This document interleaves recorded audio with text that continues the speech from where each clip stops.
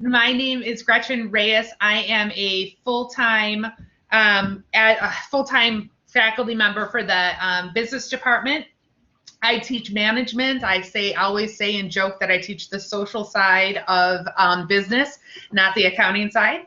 I've been at Triton since 2013 and full-time since 2019. Besides being full-time faculty, I'm also your Center for Teaching Excellence Coordinator, along with Angela Staunton. I am an online peer reviewer. I have my MBA as well as my master's in online teaching. I am currently writing my statement to be submitted today to go start my doctorate, so that's a little crazy. What else do I do? I do this, and I don't know, I do other things too. So anyway, I'm around campus all the time. I have been teaching on campus like Krysti since August, so it's a great place to be, and I look forward to doing this. And like Krysti said, we've been doing this pedagogy training since June of last year. Yeah, that's who I am. Krysti? All right, Gretchen forgot the most important part. Most of us. Oh my gosh! Is it that I'm a Triton College graduate? Yes. So we're very proud of our Triton roots. Both of us are Triton graduates. So I am Krysti Reece. I am the program coordinator for DMS. So that is my main role. I'm also the chair of the assessment committee. I have been doing pedagogy since last year. I also was on the BB Help prior to it being disbanded this past month. As far as online goes, I've really only fully built one course, but I've been teaching online since 2016. I actually looked it up to see how long I've been teaching online courses, but I have always had an interest. I just actually graduated in May, finally, with my master's in online instructional design and training and development. So I have a passion, just like Gretchen does, for online as well as teaching in general. So with that being said, we'll just kind of talk a little bit today about communication as a really heavy focus, engagement, and instead of doing a full-blown rehash of our lectures that we do in our videos, we're just going to breeze over some key points, look for you guys to give us some questions.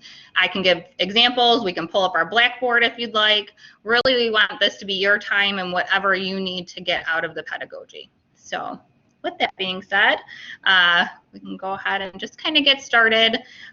Communication is really Gretchen's piece, but really feeds well into our engagement as well. So I'm going to let you go ahead and get started. Sounds great. Okay, so yeah, David. Okay, so I will get to your question. Okay, so mine is all about communication, and I guess I should have said I've been teaching online since 2016 as well, and I design the majority of the online classes for the business department for the management side. So again, one of the biggest things that I think, whether it's there face-to-face or online, and again, we're primarily talking online, is communication with your students.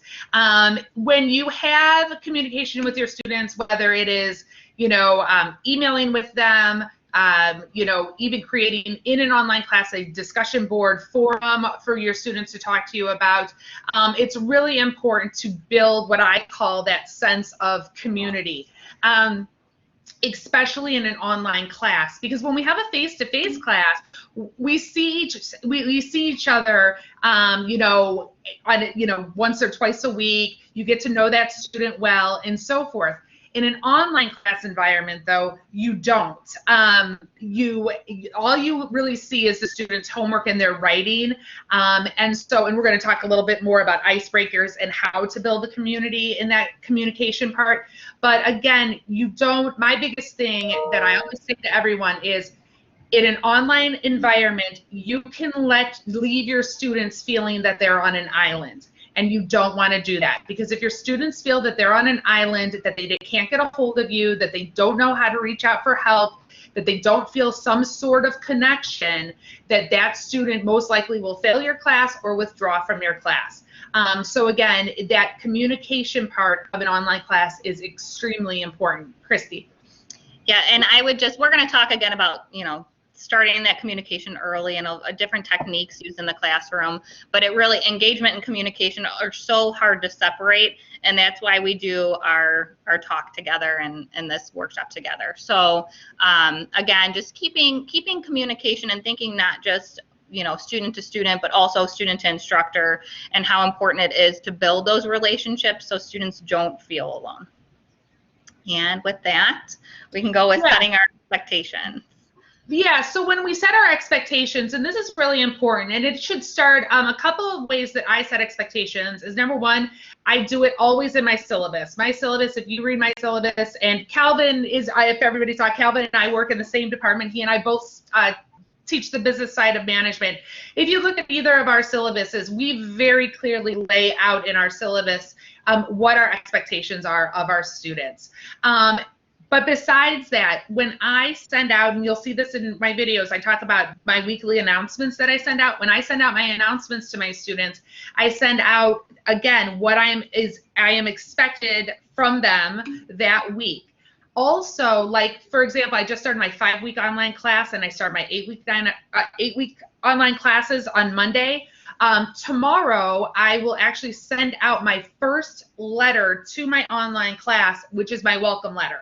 And in that welcome letter, it is very, very detailed. I wrote it years ago. Like, I don't reinvent the wheel in my life. I wrote it years ago. I kind of modify it every, you know, semester, but it's very detailed and lays out all the expectations I have for the students.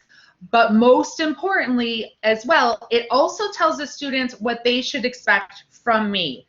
And so I tell my online students, you are always going to get an email from me on Monday mornings. If you don't get it Monday morning, that means something's happening in my life, and you'll get it at some point that day. I also will grade your assignments, and they will be graded by this, you know, this part of the week. And if they are not graded by that part of the week, again, I will send out an email to let you know why they aren't going to be graded that week. I'm always in, again, back to that communication, constant communication, but setting those expectations so that students aren't kind of blindsided when it comes to something. In the summer, I do not give, what is the word I'm looking for? I do not give students the ability to redo an assignment. Once their unit closes, they cannot go back. Exceptions. I don't give it any exceptions. You have to have your assignments completed. And I say that in big red letters in my syllabus. I say it in my welcome letter. I say it on my first day of letter. And every Monday morning at the very please remember, in the summer, there are no expectations. You don't get any, I can't think of the word, I can't say it. I don't let you make up assignments. So again, setting those expectations. I know that Krysti does very similar things, and maybe probably more.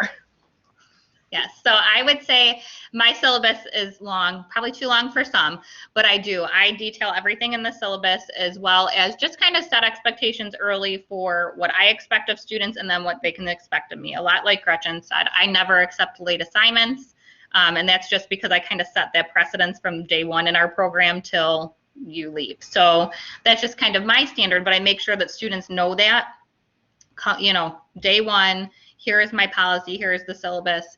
I use my syllabus like a contract. So I tell them that it's my contract with you of what you can expect to learn, how quickly you can expect me to turn around assignments, discussion boards, and different portions of the course, and then what I expect from you. So I always say it's our contract, and I do have them sign it, just like I'm sure some of you use or have seen the template that has gone around related to the syllabus. So just making sure we're clear, because then there isn't any, well, I thought this or I thought that. Everybody's really clear, and we can have conversations in the classroom when people are unclear.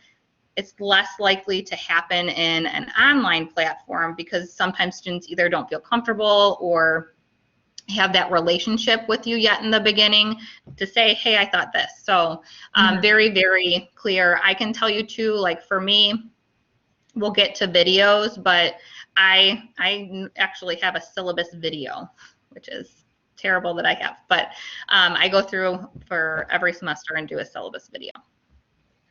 All right. For my online courses only, I don't do it for my face-to-face. That would be way too much. All right, so introductory activities. They're important in any course, whether you're face-to-face, whether you're remote like we've been for the past over a year, or whether you're fully online. But fully online courses really take strategy when it comes to those introductory activities to make sure that all key points are hit when we're doing, we want to make sure the students know how to use the platform, I guess is what I'm trying to say, because we think that online students know how to use Blackboard and know how to turn in an assignment and know how to take a test, but it's not always necessarily true. So for me, I really personally do kind of a tiered approach to my introductory activities. Icebreaker always, and I'm the icebreaker queen in face-to-face, and I'm the icebreaker queen in online. I love icebreakers. I have the same students for 3 different courses their freshman semester normally in DMS, and I will do one in every class. And I'm like, I know we did one, but now I'm going to get to know more about you in a different way. So icebreaker discussions, though, are really helpful because they allow students to get to know a little bit about you as well as get to know a little bit about them. So these allow the opportunity for you to not just ask basic questions like, oh, who are you? And, what do you want to do with your life? But a little bit more questions at time, really show personality, and also get to know a little bit about some of their experiences. So for me, for DMS, a lot of times I do, okay, why did you choose DMS? And you'll hear different things. What is your favorite candy bar though? Or what interesting hobby do you have? So just to get to talk a little bit, because then we can build connections with one another. So of course we can't talk face-to-face in the online, but we can get those conversations going in Blackboard. And then for those, I always do visualize when I respond to those and grade those on my end. Scavenger hunts, I love to give assignments the first week where you have to hunt and find and tell me where things are at in the course shell. They're not really content specific, they're just platform specific. So where can you find this specific titled worksheet, or where can you find this PDF? So those are the types of things that I do for my scavenger hunts. And then strategy, discussion board could be your icebreaker. Syllabus quiz. So I quiz my classes on the actual syllabus. How many credits is this worth? What's the best way to get a hold of me? Do I accept late assignments? Those types of things. And they're graded, so that's just like taking a test and then submit a document. So normally it's my scavenger hunt. So that tells me if I do all of these introductory activities that a student can use the discussion board. They can take a quiz, which is set up like an assessment, and they can also submit an assignment. So that's my way. And if they don't submit, then that gives me the opportunity to reach out. And if they can say, hey, I didn't understand how to use it, or I didn't know where to submit, then that's my time for intervention early. Gretchen, I just talked for a really long time. No, you didn't. And I'm not adding anything to that, except I just like to talk about my icebreaker, because I go on this whole thing about not leaving them out on an island and building community. And so my icebreaker that I use in my online class, it's called the 9 nouns. So it can't be like an adjective, it's got to be a noun. So like, I'm an exerciser. Before I taught, I was a manager at UPS. So I'll put, I'm a UPSer. I am a mother, things like that. And then I explain like each of those nouns that I put. And what I love about them is, so then all my students have to put the 8. What happens is that all of a sudden there's this conversation, like I will know which students work at UPS, and I will, which students are parents, whether, I'll know, there's all these things that sort of gets us all together where we're relating and we're having this community. And I would say that is the one other thing too, in an online online icebreaker as an instructor. Listen, with discussions, you may or may not, as an instructor, get involved in the discussion depending on what the topic or subject is. That's up to you. But in an icebreaker discussion, you have to, as an online instructor, get involved in that icebreaker and welcome the student and relate some way to them. Because what I believe does happen is that if I introduce myself to the student, or the student introduces themselves to me, and we have some sort of interaction, that anxiety a student might have to reach out to me no longer exists. they feel more comfortable because they know more about my life than really just looking at me as some instructor that's giving them homework. All right, Krysti, I think we covered it. I think we did too. All right, any questions before we move on to videos or thoughts or anything that you guys want to jump in and ask? Well, they all wanted to know what you taught, but we figured it all out. And then I see you wrote, yes, ultrasound. Yes, ultrasound. I actually have a background in X-ray as well, though. Well, and that's, in my mind, radiation is ultrasound and X-ray. But even though I don't think it is it? No. No. But that's, in my mind, it is. It's the same thing. No big deal. David? All right.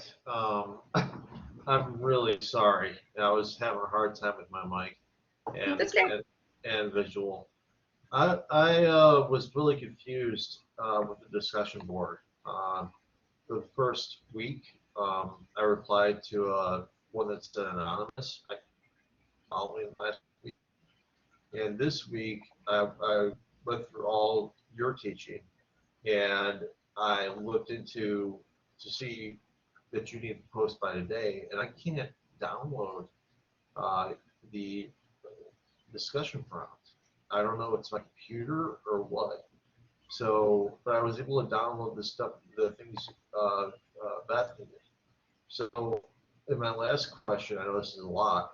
My last question is, I turned in the first week's assignment on time, but I wanted to know if that's something that can still be worked on. Beth indicated that it can be done. There was no time limit on completing that assignment, and I'm learning a lot. I know I can add to it even right now. So it's a lot of questions. And I'm sure what you can cover. You'll do. I hope you will do later, but I don't want to take too much of your time. So I'll sign off. Yeah, I think that we'll probably, we can probably open the shell to answer questions about like specifics related to finding things, especially for module 2 and 3. I think we did that last time at the end, if that works. And David, and the reason that I didn't answer you, and I saw it, was I didn't want to do it until I was able to get into the course, because they're revamping part of my course this past week, and I'll be honest, I haven't looked at it, and I can see where one of your confusions was, and I just fixed it. So yeah, after this presentation, we can go into it and we can walk through it. All right. All right, so we'll move on to the next slide or next topic, which would be instructor videos. I'll let Gretchen start because I know I'll do the last one. So right, exactly. So I love instructor videos. When I first started teaching online back in 2016, I remember Dr. Griffin saying to me, you should create a video. And I was like, create a video? And I did create this really awful video, and I let it run in this online class, and it was really bad. But then as I became more and more involved in my online classes and really understanding that concept of building a community and making sure your students don't feel they're on an island, it came to doing these instructor videos.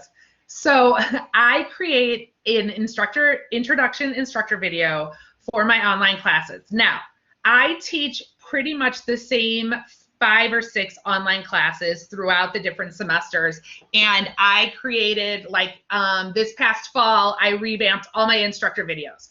So my introduction video for the classes that I taught in the fall was the same exact video that I implemented in the spring, and I implemented it this summer. So I make the instructor video, introduction video, very, very vague, in the sense that I don't say welcome to this course, or welcome to fall semester or whatever, so that I can use that video throughout the whole entire year. And the introduction video basically is telling the students, who I am, why they can learn from me, what, again, my expectations are of them, what their expectations are of me. I tell them a little bit about how the courses run, but not really, because like Krysti, I also do she calls it a syllabus video, but I call it a navigation video. So in every single one of my courses, I also have a navigation video that actually walks the students through my course and how my courses run, how to submit a video or how to submit an assignment, how to do all of those things. So again, I don't know, in my mind, like students would rather sit and watch my 3-minute video than they would and read my 4-page paper. So I think they're really great. The other reason that I like doing these introduction videos is because a lot of online students that I notice, and I always think pre-COVID, is that I would walk around, because I'm on campus all the time, so I would be walking around campus and a student would walk up to me and I'd have no idea who they were, but they knew who I was from my video. And they'd be like, Mrs. Reyes, I'm so-and-so from this class. It's so nice to finally meet you face to face. And I'd be like, oh my gosh. And then now we have that connection. And so I think they're really important. It also allows you to get your personality out to your students. With the weekly check-ins, for instructor videos, again, I do it as an announcement. I believe that Krysti does it more as a video for her, but I'm totally going to steal one of her things because I finally did it last semester and she's going to be really proud of me. One of the things that Krysti does that I stole from her is she gives, this is your last one, sorry, dude. She gives videos on her larger projects as her like grading. She grades them through a video for her larger projects. And so I did that last semester and I cannot even express to you the positive feedback that I got from students. And one of the things is, oh my gosh, I love, like, your personality came out. I totally understood what you were saying. And what I took away from that as an instructor was I was able to explain to the student probably better in my video than I could have explained it if I sat there and typed out why they had gotten the grade that they did. So now I'll turn it over to Krysti. But I loved it, and I'm going to continue doing it, Krysti. It's so brilliant. Yes, I'm so happy to hear that, for sure. It is. I use Screencast-O-Matic for all my videos. Not that I'm trying to pitch and sell, but it's free. If you keep it less than, I believe, 15 minutes, although I paid for the updated version. But it's a great tool, and I have had the same feedback from students. They really do like to hear your voice. They really can hear that you paid attention to every single detail. They can hear in more detail than what you might type up or write up real quick just to get it done. And they know that you look through their work. So they spend a lot of time on large projects. So I feel that I give them equal time that way. But students definitely have given a lot of positive feedback when I do those. Just kind of going back to introductions, I do the same thing that Gretchen does. I let them see my personality. So it was definitely a pro tip there. Keep it vague so you can use it for multiple classes, because I didn't in the beginning, which meant that I had to re-record every single time. So I did one where I'm in my scrubs in the hospital, because I still do work in the hospital as a scanning tech. So I wanted my students to know that I know what I'm talking about. I still do it. So I recorded one just letting them know, who I was, what I did as far as, my background, my teaching experience, just a little bit about that, but also the kids, and I enjoy yoga and I enjoy wine and yoga, so just the things that I do for fun as well. I know Gretchen's a taxi driver in her free time for her children. So just had a little bit of fun with it as well. So made it very personal, so that not too personal, but personal enough so that they could see that I'm a real person and still do what their end goal is to achieve. Weekly check-ins, I do those actually 2 different ways now. The second way is a little bit harder. So one would be end of the week kind of recap. Here's what we've talked about. Here's what I've noticed through grading, through discussions, through interactions, maybe a weak point and a quick lecture on it. And then other things would be that I've actually kind of gone to weekly things that maybe those in health careers and even business could use, where I do a beginning of the week video that goes through like a case study without an answer. And then at the end of the week, I post a second video, just kind of re-going over it, and then with discussion and answer. So in mine, it's case studies where I present to them, you know, maybe a case history and some images. And I say, all right, well, stay tuned. At the end of the week, we'll recap together and see if you came up with the correct diagnosis. So we use a specific technique and form, a reasoning method form. And then at the end of the week, they watch my second video at the end to recap what the true diagnosis was, and they turn in a worksheet. So it's a long, elaborate, but I've been working on does take a little bit more time. But those are ways that I can at least get my voice on my face on the screen, and really keep things not mundane, because I could just slap it in the discussion board and make it you guys talk about it and I'll fill you in at the end of the week. But I've been trying to change that part up a little bit too. And yeah, so those are just kind of a few different ways that I use videos. And Krysti, I just wanted, and as we were talking, I was just thinking also, one of the things that I actually took away from this past year is when I would be in my face-to-face classes, I would record on Blackboard me explaining a huge project to the students. And then they could save it. And then what I did is I tracked how many students went back to watch those videos. And I was very surprised on how many students did. So moving into the fall, that is actually one thing actually we could add on to this is a videotaping, instructions on projects and things like that, so that the students isn't, when they're reading, right, that maybe they're confused on it, but if you're talking to them, maybe you can give out other examples that students have done and so forth. So just a thought while we were talking. Yeah, and one thing I would say, just something to point out from my BB Help side of things, is there are limits to the storage capacity to Blackboard shells. So just be conscious of that. Although I do all my recordings, I store them in YouTube as either private or unlisted. I've been doing unlisted because you can't find them, but you can embed them still. Like embed them as they're public and then make them unlisted, and they'll still stay active in Blackboard. So that's something that I do. I know there's multiple techniques of doing that, but I just want you to know there is storage limits. So saving 1 million videos in Blackboard is not necessarily the best as far as uploading them as maybe an MP4 or something like that. Right, and what Krysti is talking about is called Advanced Blackboard, but we could totally walk you through it if you needed help. Right, absolutely. Or Kevin can, now that we have Kevin. Go to Kevin. Yes, go to Kevin. No, just kidding. I'm here to help, even though I'm not on BB Help anymore. That's right. Go to Kevin. We got Kevin now. All right. So discussion boards.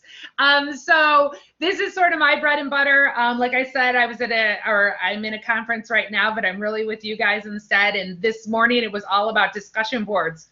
Again, if you haven't gotten it from my tone of voice, I'm very passionate about discussion boards. I think it's the one really great way that in, online classes, you can communicate with each other. And what a discussion board is, if you take anything away from my lecture today, what a discussion board is basically if you are in a face-to-face class, and I threw out some thought or question to you in the class, and you as a student came back and gave me your thought or opinion on it, and we had a discussion in the classroom, that's exactly what a discussion board is. It's getting students to use their critical thinking skills to have a conversation about some subject that you want them to focus on for that specific week. So what you need to do is you need to be very clear with your instructions. So my instructions, and it's the same instructions to you guys on how to do a good discussion board, is I'll throw out the question or the thought, and I can give you different examples of different discussion boards that I do. But I'm very clear. I say, students, answer this specific question or do this specific thing by Tuesday of this week. By Friday of this week, I need you to respond to 2 students because you're having a discussion. They have to respond, right? You have to have people respond to what you've posted. So you post what you want, then you go respond to 2 other people in the class on what they've responded. And then on Sunday, I want you to come back and respond to people who have responded to your original post, so that as a student, you're going to have a minimum of 3 posts, one that you originally did, and your 2 responses to 2 other students. Now, if somebody, and I've had students that have thrown out great initial posts, and I've had 25 students in a class, and there have been 24 responses. Like, they loved it, and there was huge conversations, and the student on Sunday would email me and be like, Mrs. Reyes, there's like 24 different responses. Do I have to respond to each one of them? And I, of course, would say, no, not at all. I respond to a couple of them. But the point is that you had an actual discussion going on in the class, and that you're actually giving them specific instructions on how to do a discussion, so that nobody's confused that, oh, I was supposed to do 2 people, I wasn't supposed to do 3. No, you can do 3, but the minimum is 2. When you're consistent in your expectations, every single discussion in every single one of my online classes says the same thing. Initial post by Tuesday, respond to 2 peers by Friday, respond to those who have responded to you by Sunday. I give them a rubrics. A rubrics is basically, giving them even more explanation of how they're being graded. So it will say your initial post was well thought out. You talked about different, you took some of the, I don't know how it's actually worded, but it's like you used information from the chapter or from other homework assignments that were given that week to back up your reasoning. The next one is you submitted your initial post on time. The third one might be you responded to 2 people. The last one is always it was grammatically correct, and so forth. But again, it gives all those specific criteria broken down by points. So again, the student knows that if they did not respond on time, but they did respond, they're going to get some points, but they're not going to get all the points. And I would say that is one of the things I see in a lot of instructors' classes. They're like, if you do a discussion, you're going to get the 20 points no matter what, versus saying, no, you've got to, follow through. Because again, I guess in my job, in my life, or what am I trying to say, in what I teach, this is like real life stuff. If my boss told me to have something done by Tuesday, I would need to have it done by Tuesday. And those are skills I'm trying to teach my students. And then I left change it up for last. When I talk about change it up, what I talk about, and again, I talked about what the field study that I do is I will send out just regular questions that are out there. I will do case studies for them. I will do YouTube videos or TED Talks and ask them about their opinion or what they learned from that. This past spring semester, I needed new material for the summer. So on one subject, their discussion post was to go out and find 2 videos that talked about that subject that we were talking about. And then they had to bring up these videos, and then the students needed to watch one of the videos and comment on it. And so I'm using that information actually to build my fall class. I have, like this morning when we were talking about discussion boards, they talked about, using a Google Doc or a Jamboard in your discussion and having students, go outside of the discussion board and create something, which I thought was a really positive thing. I had somebody suggested, like if you found, so I always show Glenn Ross in my one of my business classes. And so somebody said, put the link to Netflix for one of the movies that you like that you think is relevant, and then have them, comment and give a review on that. So again, it doesn't have to be the same thing. Bob, yes, I do have a word minimum on some of my discussion boards. So on some of them, it will be I'll put like 400 words or something like that. Some instructors will put like 4 or 5 sentences. One of the things that I do say though about replies, you remember a reply to 2 students by Friday, you cannot write I agree. It has to be, it has to be something of substance. You agree? Okay, tell me why you agree with it. In some of my classes, Bob, I will also make them source. Like if it's one of those things that I want them to actually research, I'll say, and I would like to have you, make sure you do 2 citations of your sources. So again, there's all different criteria and things that you want to put into it, but you want to use the discussion boards very similar to how you would in the class to just make sure that your students are demonstrating that they are learning something in that specific field. All right, so that's what I've got, Krysti. I know All you're right. talking, there's YouTube and things, and then, yeah. Yeah. I would say, so for mine, I do the same thing. My expectation for any discussion board is the same. And I have like probably 3 paragraphs in my syllabus about what I expect from a discussion board. So that kind of goes back to our setting the expectations early, and they never change. So I want X number of words in your first post, your initial post, and then your second post, at least a minimum of 50, for example.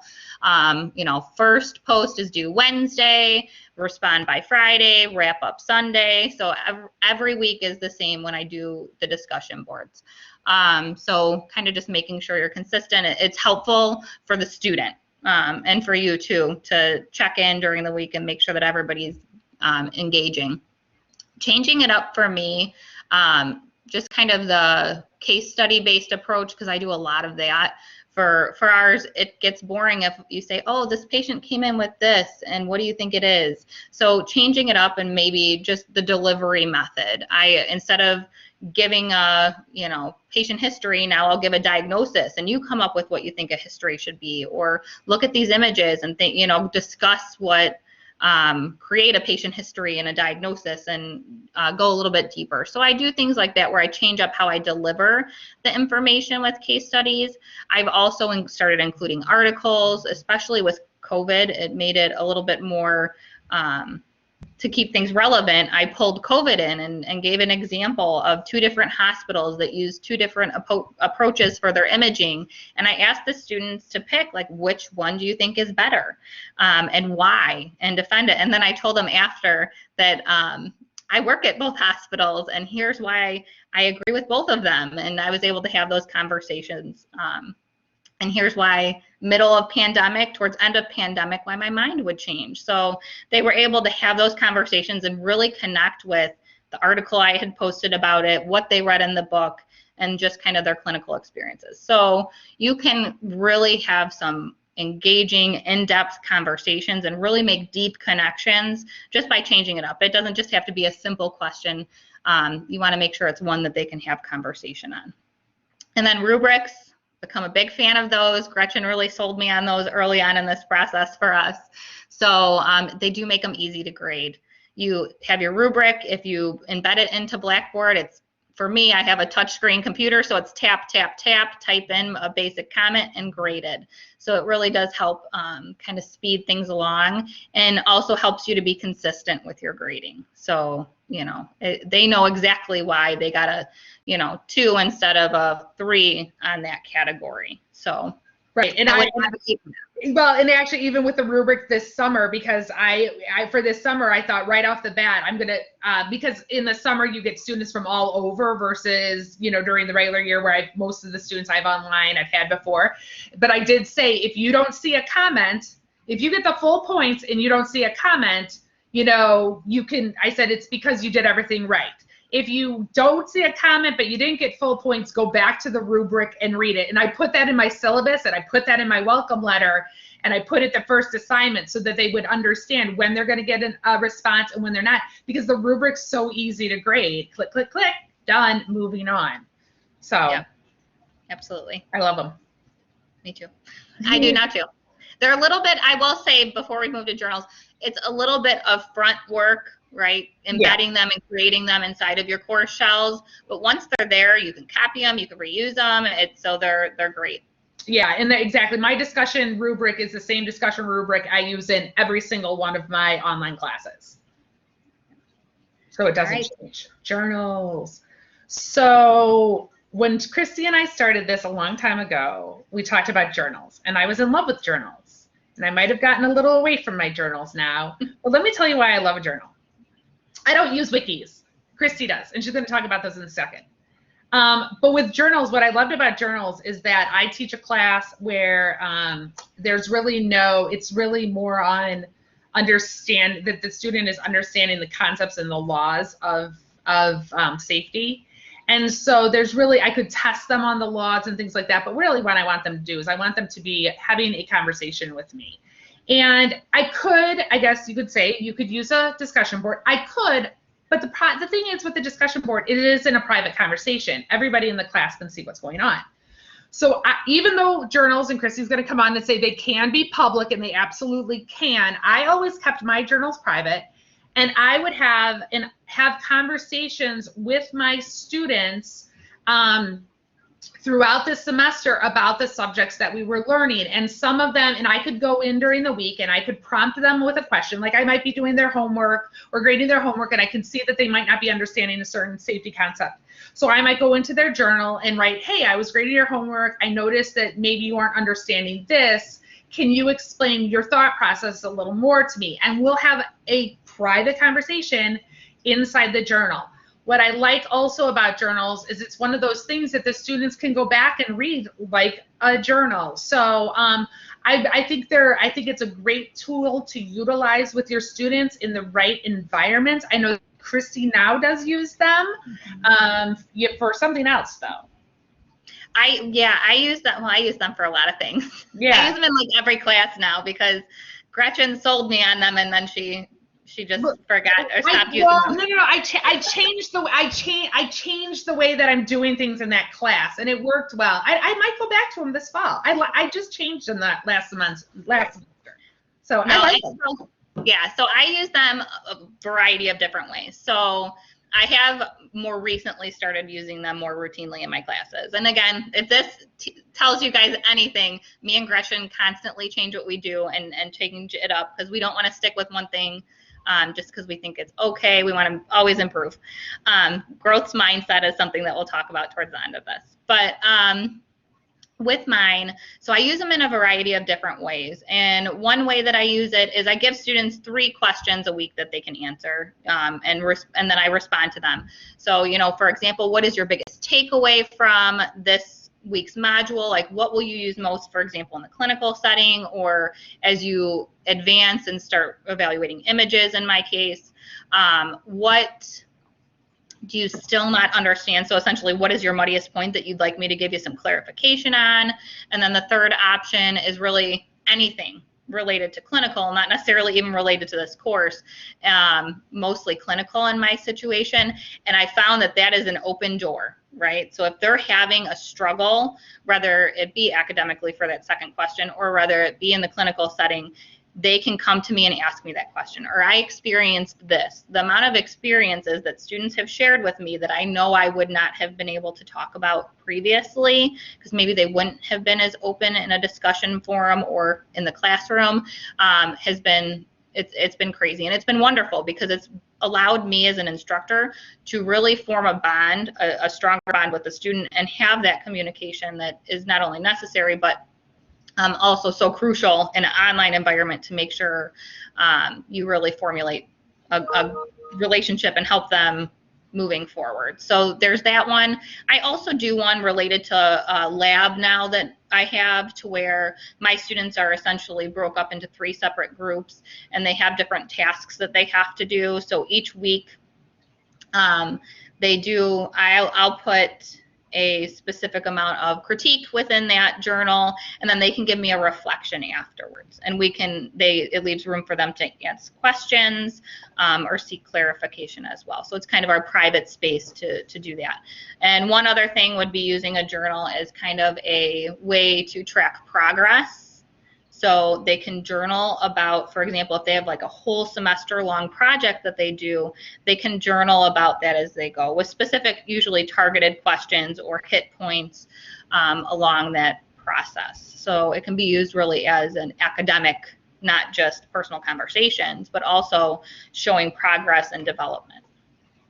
I think that hits everything with my journals. All right. And I'm frozen.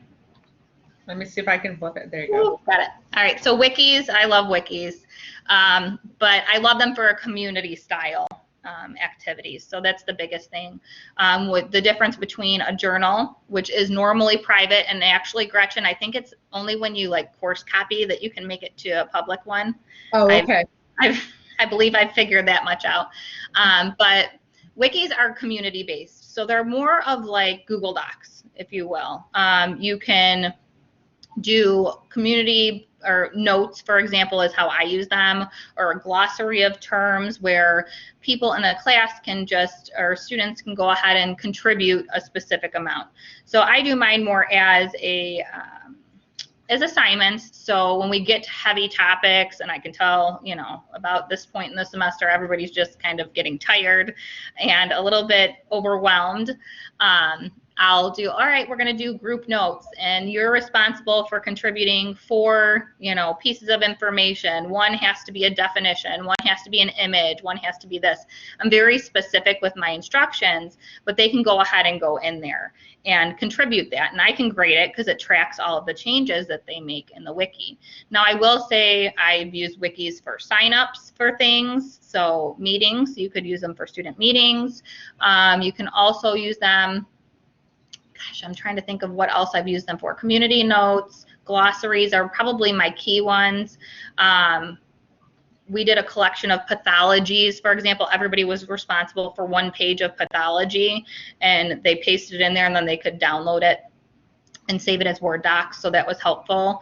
But I'll tell you, my freshman students don't necessarily love it, but my senior students asked me to create one the other day, and I was just like, wow, I've like really, because they wanted a glossary of new terms that they were coming across while studying for boards, and I'm like, sure, I'll add the first one, you add whatever you want. I'm not grading it because we're good on assignments, but it was good to see that, because that meant that they felt that it was beneficial to them. And Gretchen, I don't know that you have much to add on wikis. I haven't sold you on it. Well, you know, my question was, that was actually going to be my question, because I was like, okay, so maybe I should do the building notes. Like maybe I'm going to broaden my horizons in the fall and do a wiki so that Krysti's really happy. And I was thinking like building, do you give points, or how do you grade that? Yeah, can I have your rubrics, please? I have to see if I actually have, this might be one thing I don't have rubrics for, but I can show you an example. The bad thing is I can't pull up a page because you can see the name of the person. I realized this when I pulled it up one time. But I definitely can show you. Yeah, it's just really clear instructions to them as far as what to include. And then when you go to the grade center, it marks their changes and highlights them, so you can see exactly what that person added. Or if you do community notes where it's paid, everybody creates a separate page. That really helps to keep it separated. Sheldon has a question. Yes, Sheldon. Yeah, it was more just a comment on wikis. I've been using them the last couple semesters for the online courses, and I found I'm having trouble definitely using them for group activities, even though I know that's what they're designed for. I found it a nice way to be. I used to do a lot of poster presentations in my classes, things like that, and I've used them to replace those in the online format. So students like have a topic and they build, you know, their page around that, and I can sort of see them build it as the semester goes on. And I grade the check-in points. So every couple of weeks, I'll say, okay, by this week you have to have this done, and I give them a grade for that, and I give them feedback for that, and then they can keep adding notes and keep changing it before the next check-in, and then they, you know, finally it's all done, and I can have like, you know, okay, now they have to go in and read each other's wikis. They can see all of them the whole time, but they actually have like, we'll have an assignment to go through and give feedback on their classmates' wiki projects. Yeah. So I don't know. It's been nice for that, because it's already there. It's not like a separate thing they have to build on their own and then turn in. It's all there, available the whole time. I can see each step of the way as they're building it. Yeah, well, and it's interesting to say that, because when they were talking this morning about using a Google Doc in your classroom for students to have this community style activity or everything that Krysti had put here, I did think to myself, why would I use a Google Doc if I could just use the wiki straight out of Blackboard? Right. That's kind of the same sort of what I use it for. Yeah. Yeah. Yeah, and for me, the reason too, because I like Google Docs too, but the reason why I do stick in here is because I can grade directly on that part. So that I do like how it links up with the grade center as long as you associate it with a grade. So that would be my perk to using it. That's awesome. I've only found though, you can only grade how many times you grade it. I feel like is sort of weird on the wiki. Like how many separate grades you can have. It seems like you only get sort of one. Yeah, and I know for Final mine, grade. when I do the multiple check-ins, I'll grade, and then like say it's worth 70, I'll only give them 10, and then I'll see like the exclamation pop up, so I know that they've worked on it again. I'll check it again, and then I'll update it to a 20. Students don't love that though, because then they're like, why am I only getting 10 out of 70? So that's what made me walk away from the journals, was that's because it's grading the same thing. They would build on the journal throughout the semester, and it was like 100 points, and every time I would grade, I'd have to give them 20 points, but it would mess up the grade book because the grade book's looking at it as 100 points. Yes. So that, I mean, if you want to know the true reason, Krysti, it was really the grading. And I don't like when my students don't know what they're getting, what their grades are. Yep, agreed. That is the one downside for sure. You could take it off of association to your grade book temporarily in the grade center, but then you have to remember to turn it back on at the end, and it's not going to calculate in. So yeah, that is the downside, I think, to journals and to wikis both, is there's really that difficult separation unless you created separate columns, which is a whole lot of work, and I know that not everybody would really want to do that either. So, but I do still advocate for these. So, all right. Presentations for overall just kind of general use of them in the classroom. It's great to let the student be the teacher. So flipping the classroom is what we would call it in our face-to-face.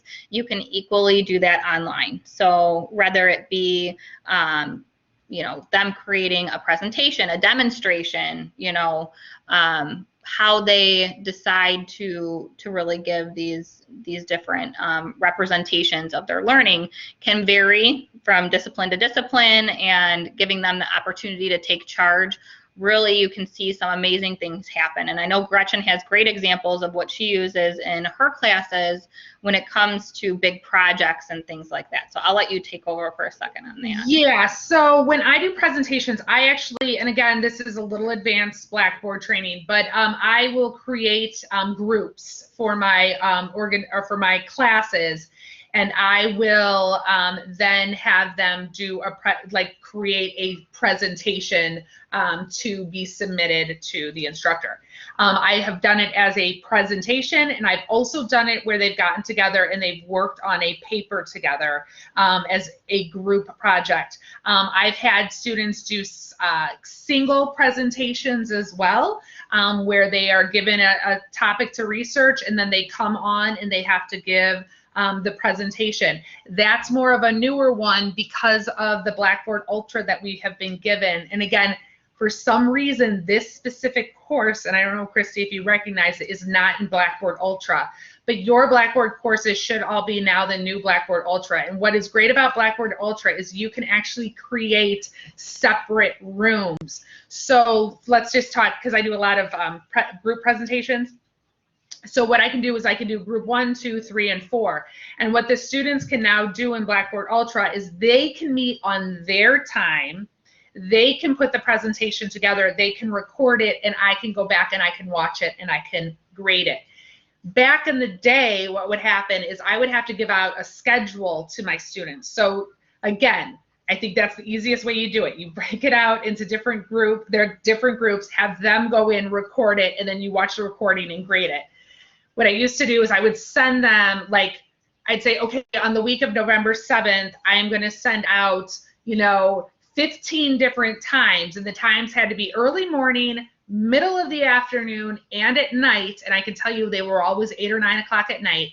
And I need you to get together with your group, and I need you to email me back when you can present. And so I would sit down, and I'd sit there, and we'd all get online at 9 o'clock at night, and they would present to me that way. It's a little more, working on getting them coordinated. But the reason that I like students doing presentations online was because I teach business. So in the business world, there are, again, pre-COVID, there are tons of organizations that's what you have to do. You're meeting, your office is in Chicago and you have to do a presentation out in California and you have to do it online. And so I felt it was really great skills I think it's really great skills that the students are learning. Now that we have COVID, I'm going to really rethink how I'm going to have these presentations done in the future, like in the fall and stuff, because I do feel that the students are very educated and adapted to this online environment. So I do feel my presentations are going to be maybe a little more difficult, maybe a little more intensive in that sense, that they are using different skills that companies will probably be having their employees do. So again, I like presentations. When Krysti talked about let the student be the teacher, there are some times, and I've done this more in my face-to-face classes, but where I will do that, flip the classroom, where I will have a student come up and do a presentation on the chapter, and I'll have them, teach us one aspect of the chapter versus me teaching them. So I think it's one of those things. I think they're life skills we're giving our students with this presentation. I think whether they're, taking an English class to a business to a medical class, you always are presenting and you're always having to talk to other people. Getting our students out and presenting, I think, is a really good skill for them to have. That's what I got, Krysti. And I would agree with all of that. It also goes towards our general education outcome of next year, which is oral communication. So it is a great way to evaluate our students' progress in that area. Just pitching my assessment there for a second. That was good. That was good. All right. So again, group work is a lot of what we talked about, presentations as well. Other ways that I've kind of collected them is they can post them in a discussion, a video in the discussion board, and then everybody can review. Those are options as well. As far as that goes, but online doesn't mean that you have to work alone. You can work in groups, but the key thing when designing that part, especially for a fully online course, is the planning. So they really have to know in advance, have the time. With our face-to-face and with our hybrid classes, we have time set aside, a designated time, a designated place to be. For our online, there's not that same luxury for us as instructors, so we have to be aware that, students are working late and then doing their homework late at night or on the weekend. So just giving that flexibility and, okay, this week I might have you come in and give a live presentation to me. And collaborate, so be prepared and select a time that works for you. Means that they have to be a little bit flexible with that knowledge in advance, and then you have to be a little bit flexible too to go outside of your normal typical hours. So it does require a little bit flexibility there. And I think with group work, that's the majority of what I have. You can create groups in Blackboard and a workspace for assigned groups to work. Where they can share files, where they can work in wikis, where they can work in different discussion boards related to their specific group as well. But that is probably a little bit more advanced Blackboard than what we could get into. More advanced Blackboard, yeah. But again, I think that Krysti and I are really just trying to expose you all of those who have not taught online yet, or those that have just started teaching online, that there's so many things that you can do, that you don't just think of it as like, and I guess one of the things I was talking about when we were talking earlier is one of my other big things is that online is not a correspondence class. Online doesn't mean that our students work at their own pace, that there's no interaction, that, you look at an online class as like if you were teaching a face-to-face class, it's just, online versus face-to-face. Yep. So, and then I think is important to say too, like we don't just open everything on day one and allow you to work at your own pace. They still are structured and scheduled. Very. When it comes to that, and that structure and schedule is extremely important to the students that do take these online courses and being successful in completion. Mm-hmm. All right. So, with that being said, as far as it comes to online, and I just want to say this because yes, we are teaching, pedagogy for online. But really, a lot of the tips, the tricks, the techniques that we're giving you could be applied to your face-to-face classes. Just because we're going to move eventually back to being fully on campus doesn't mean that you should stop using Blackboard or not use discussion. So hopefully, if nothing else, I know this is a requirement for many of you, but you take that out of this. I've learned something new. I found a new technique that I can use either online if that's where you end up, or hybrid, or fully face-to-face, because I use all of these techniques in my face-to-face classes. So just kind of selling that. But the biggest thing here too that we want to make sure we get across is don't be afraid to try something new. And any of those different areas. Really growth mindset, and we've all heard of growth mindset by this point. Really just looking at, guiding questions that, how can I allow my students to demonstrate a skill? Just because I've always done it this way, does that mean I have to do it this way? Because I've always had them write a paper. Maybe I could have them do a presentation instead. So, thinking about ways that you can change. Now, I would never tell a person that teaches rhetoric, you need to allow them to do a speech instead of a 10-page paper. Would never do that. That's not my area. So don't say that Krysti told you to try something new and you're going to just randomly try something new. But if the flexibility is there, just think of alternative ways that you can allow students to really shine and show their skill and their knowledge, and that they've met those objectives that we've set for them. Can it be done more than one way? So are there options with projects to where you can say, I want a paper, or you could do a video, or you could do a slideshow, or are there just different approaches to that same skill? Just because I've always done it that way, that's the way I'm going to do it, really is the mindset that we want to get out of. We want to always try and improve. Yes, Krysti told you it was okay to never assign papers. Yeah. So yeah, and to what Krysti said, like going back to that building of the community, I was in and some of you might have been there because it was a gentleman who came to the CTE a couple years ago, and he was talking about that.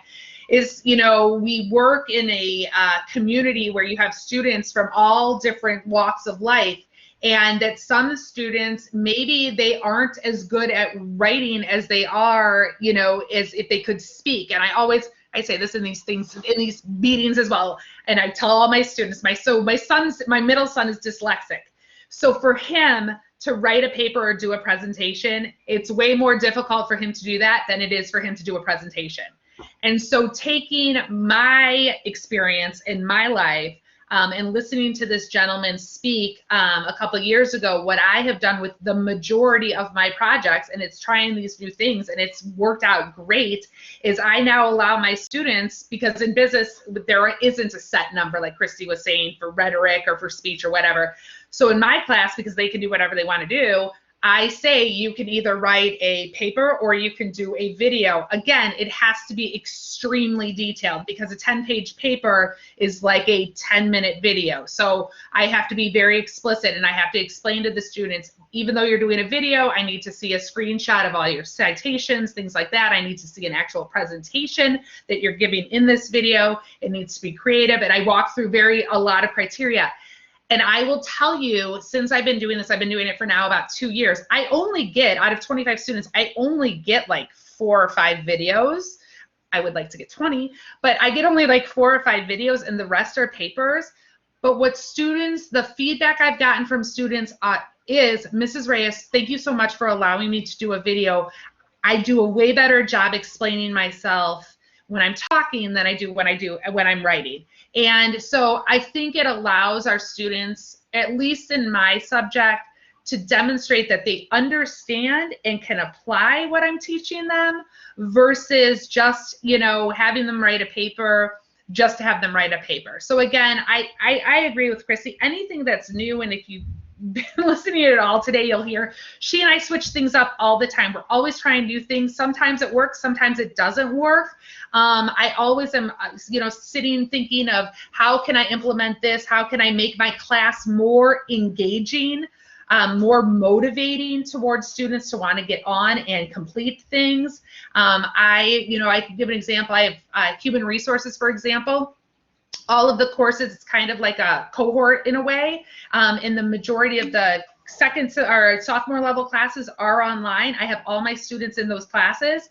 And I had a human resource student email me earlier this summer saying, I can't get into this one class you're teaching this summer. It's filled, but I like the way your classes are. I like how they're run, so students start to get an idea of how your classes are run, and they'll tell you if they don't like something and so forth. So it's really great. And one other thing, and then we can switch the slides because I know we're getting close time, is that you also can build in evaluations into your online course if you want, or, you know, or even send out like a survey to your students. You can create a survey that just says, hey, I did this and this, what were your thoughts on it?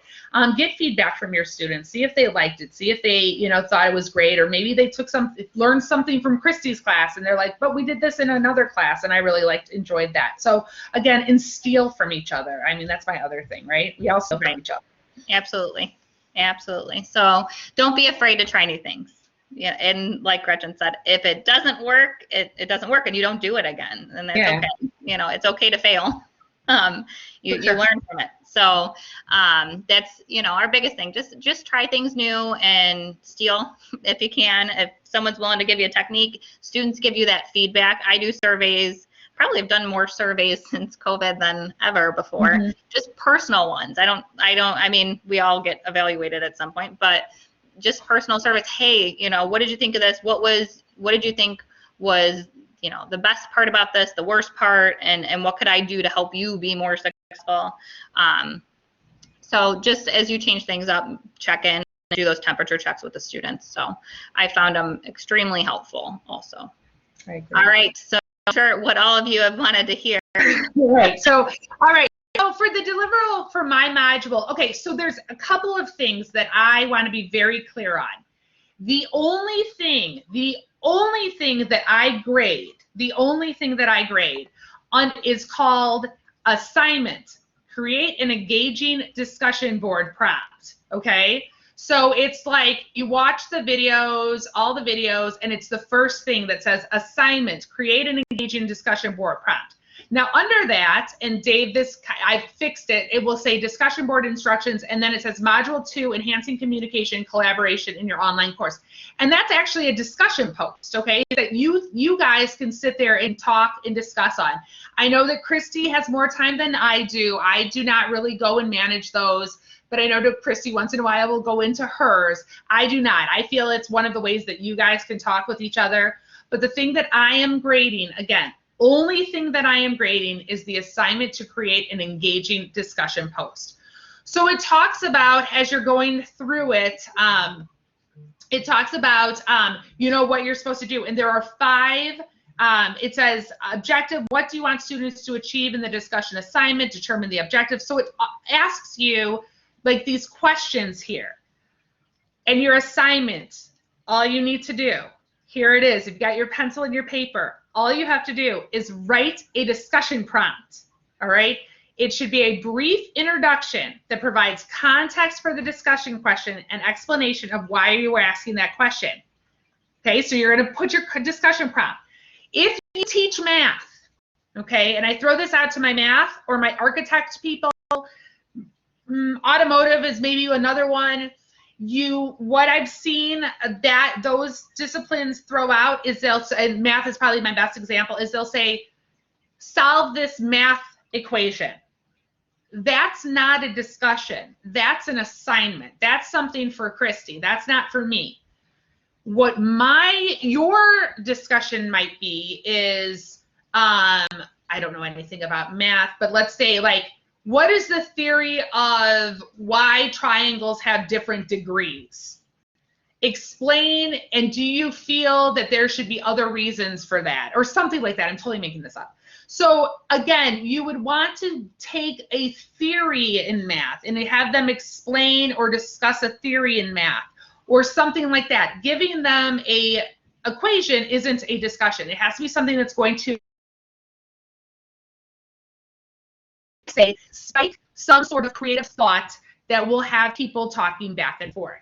So once you've created that discussion question, you're now going to set forth your expectations. And your expectations should basically be the length of the post, when it is to be, your initial post is supposed to be submitted, when your responses are to be submitted, when those responses to those initial replies should be submitted, okay?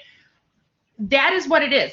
That's all I'm asking for you to do, is that if you were to have an online class and you were to put out a discussion question, something you might ask in class, what would it look like? And have very clear expectations, very clear due dates, And I don't take points off if you don't have a rubric, but I have had some great rubrics thrown out there that basically just tell exactly how the points would be done. Okay, so again, if it's an assignment that you think that is not going to spark any type of original thought conversation, then that's not a discussion. It needs to spark some original conversation for whatever the discussion is going to be. If it's an assignment, which is everybody could have the same assignment or the same answer, that's probably not a discussion. That's not going to spark creative thought or critical thinking. And that is my deliverable. All right. Any questions on this deliverable before I switch to mine? All right. I'm taking. Don't overthink it. That would be my other, like, don't overthink it. All right. Would be my thought. So for module 3, which is mine, creating an engaging activity, again, clear instructions are important. I would say that that's probably one of the things that I run across where I'm like, ugh, I can see where you're going, but I'm just not clear as to what exactly is being asked, would be tip 1. Tip 2 would be make sure it's online appropriate. So it is absolutely fine to use something that you do in a face-to-face classroom. Just make sure it's appropriate for the online arena. So if you, for example, have students go put Post-it notes on a board in the classroom, make sure you don't put that because they can't do that. Use a board, or use other tools and techniques that are online appropriate where everybody can't be in the same room at the same time. Discussion boards are fine. Just don't use the same one for me that you used for Gretchen, because that's not Right. that's not fair.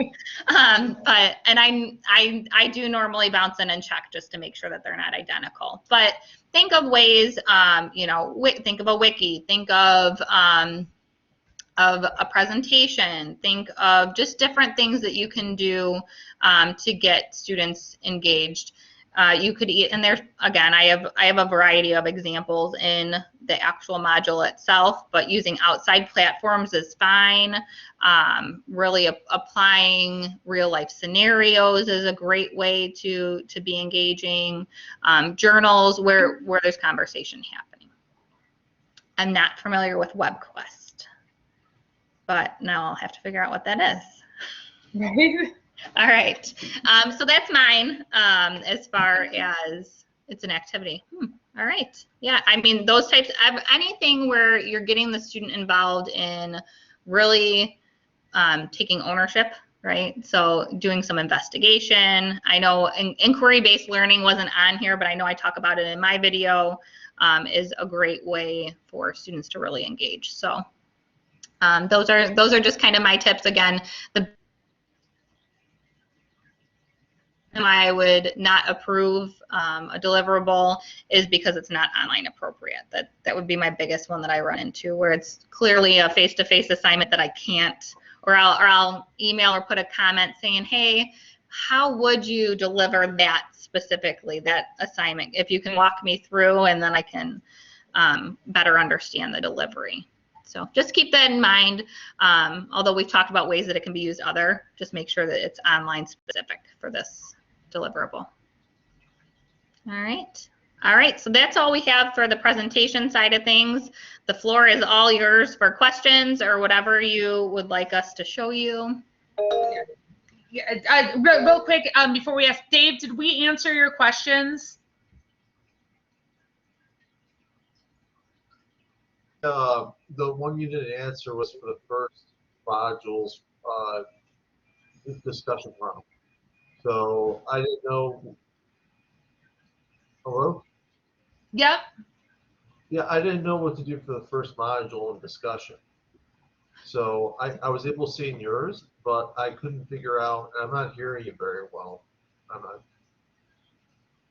Oh, for module, for the actual module one, under your course materials, online course design basics, for that one? Yeah. Okay, you're going to meet with them tomorrow. She'll be able to answer those questions. We can only answer on 2 and 3. Okay, understood. Okay, awesome. Thanks. That's why we didn't answer it. All right, Joyce? Or Joy? I have a question. Hi, Chris. Hi. I have a question. When I was doing all the activities, when you take a look at the information that is underneath my grades under courses, it states Reece and Reyes presentation information requested. Are we supposed to do those activities as well? No. No, Okay. no. Students have, or other classes Yeah. have requested to see what I write for my instructions, Okay. what the video is, and what my rubrics looks like. So that's it. They've requested what a syllabus review quiz is and things like that. So they have, yeah, so that is just for your own benefit that other classes have requested. So they just copy the class over. Okay. So that's why. Those are just to give you examples of what Krysti and I do. Okay. Yep. Thank you very much. I appreciate it. Yeah, and if you guys have any specific requests too, we're more than happy to add to that and Yeah. just carry it over for sure. All right, I did see a comment. Bob wants to know if students have the ability to load a video that they can create in Blackboard. They do. They can, it's if they would, when they submit an assignment where it says browse your computer, when they browse their computer, they just pull that video link in.